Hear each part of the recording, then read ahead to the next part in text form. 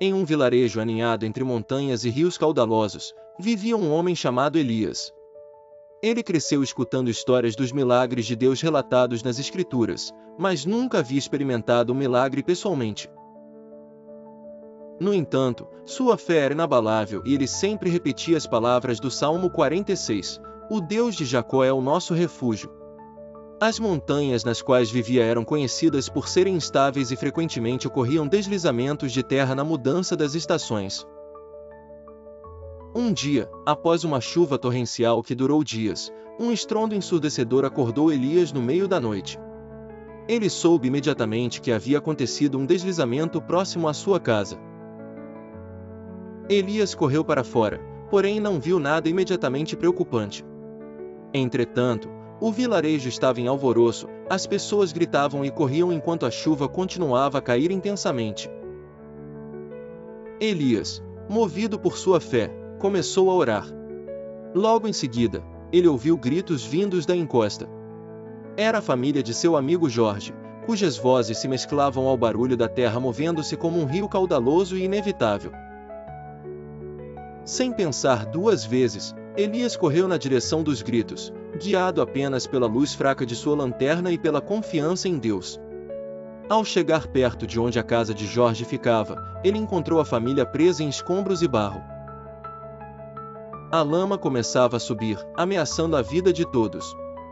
Enquanto outras tentativas de resgate falhavam por conta das condições extremas e da escuridão, Elias, repetindo em voz alta o Salmo 46, encontrou um caminho seguro entre as pedras e troncos caídos.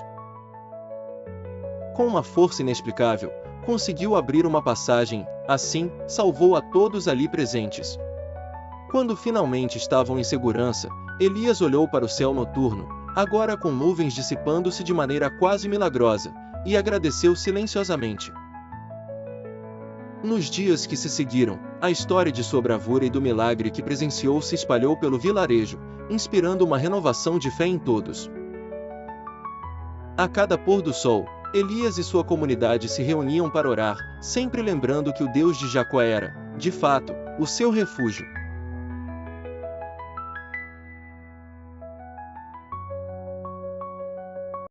No Salmo 47, encontramos um chamado para a celebração e exaltação de Deus, o Senhor Altíssimo, que é tremendo e digno de todo louvor.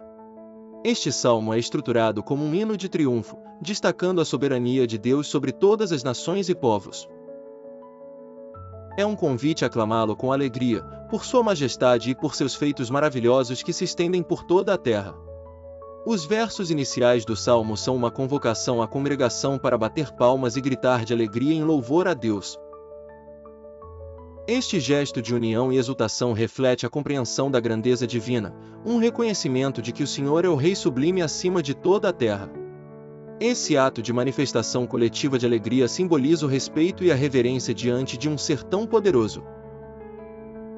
Ao longo do salmo, é repetido o tema de Deus ter escolhido heranças para nós, simbolizando a aliança e as promessas que ele fez ao seu povo, Israel. Isso representa a visão de um Deus que cuida, provê e mantém um pacto duradouro com aqueles que o seguem. Além disso, o Salmo destaca que Deus é exaltado entre todas as nações, reforçando a ideia de sua soberania universal.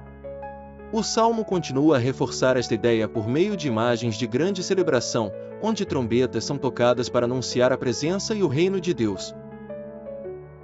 Há uma insistência na alegria coletiva por causa da segurança e liderança que ele oferece. É um lembrete de que, apesar da diversidade das nações e do poder humano, a autoridade final e o domínio pertencem ao Senhor Altíssimo. Finalmente, o Salmo encerra com um chamado para todos os líderes das nações se reunirem como povo de Deus, simbolizando a plena soberania de Deus e a união sob seu governo divino. Este momento culminante é um apelo para reconhecer que, independentemente das fronteiras, todos estão sob sua poderosa autoridade.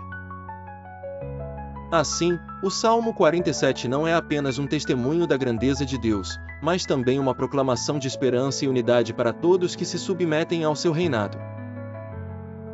Ele nos chama a celebrar com alegria e a reconhecer a tremenda majestade do Senhor, convidando-nos a vivermos sob sua santa proteção e liderança soberana.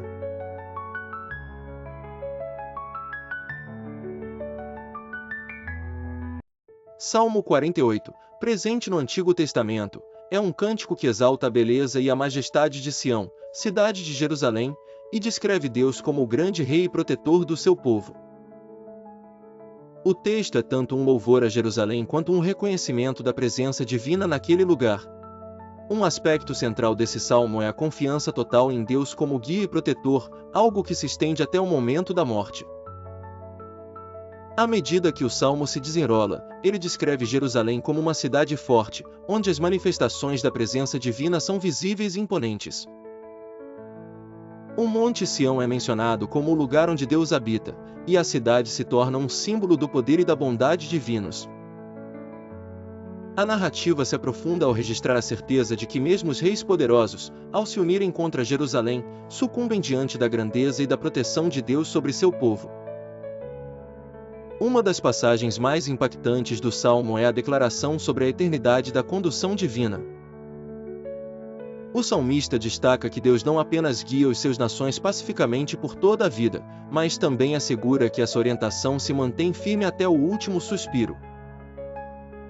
Este aspecto realça a ideia de que a proteção divina não tem limites temporais, ela transcende a vida e envolve também o processo de morte. A confiança em Deus é inabalável, e essa esperança conduz a uma vida de paz e coragem diante das incertezas terrenas. Assim, Salmo 48 serve como um cântico de fé e confiança imortal. É um lembrete poderoso da presença constante de Deus e da certeza de que Ele guiará seu povo até o fim, sendo um pilar de segurança e conforto. O Salmo, portanto, não é apenas uma homenagem à grandeza de Jerusalém, mas uma manifestação da imutabilidade da proteção e do amparo divino durante toda a vida e até mesmo além dela.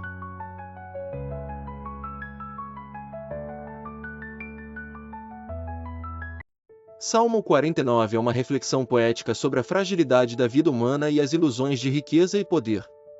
Este salmo, atribuível aos filhos de Corá, aborda a transitoriedade da existência humana, lembrando à humanidade que a riqueza e a fama não são capazes de salvar ou dar verdadeiro propósito à vida. O salmo começa com uma convocação universal, chamando povos de todas as nações e classes sociais a ouvirem.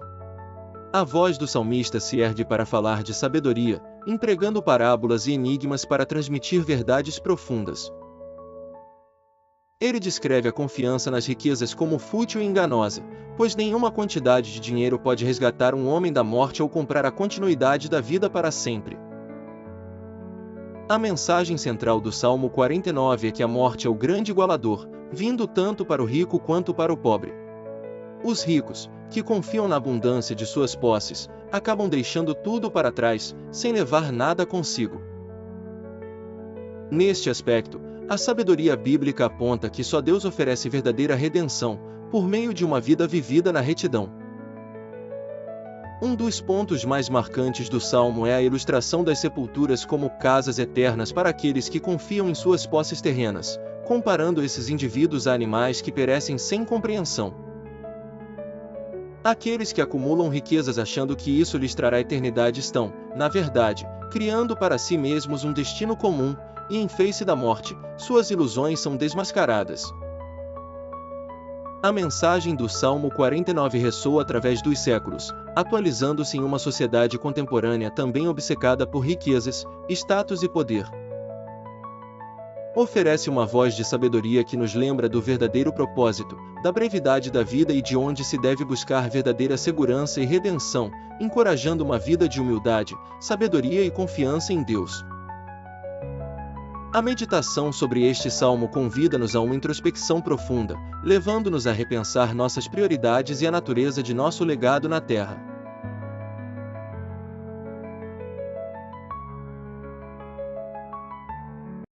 Salmo 50, Sacrifício de Ações de Graças é uma passagem bíblica que aborda a importância da sinceridade e devoção no culto e adoração a Deus. Esta mensagem é dirigida aos fiéis, exortando-os a refletir sobre suas práticas religiosas. Destacando que não são os sacrifícios materiais que Deus realmente busca, mas sim a gratidão genuína e a justiça. Deus adverte contra a hipocrisia, pois ele não se satisfaz com ritualismos vazios, mas se deleita na verdadeira obediência e no reconhecimento de seu poder e bondade. O salmo começa com a convocação celestial, onde Deus aparece em majestade de Sião e chama a atenção dos céus e da terra como testemunhas de suas palavras. Ele instrui os ouvintes sobre a futilidade dos sacrifícios de animais, pois todos os seres do mundo já pertencem a ele.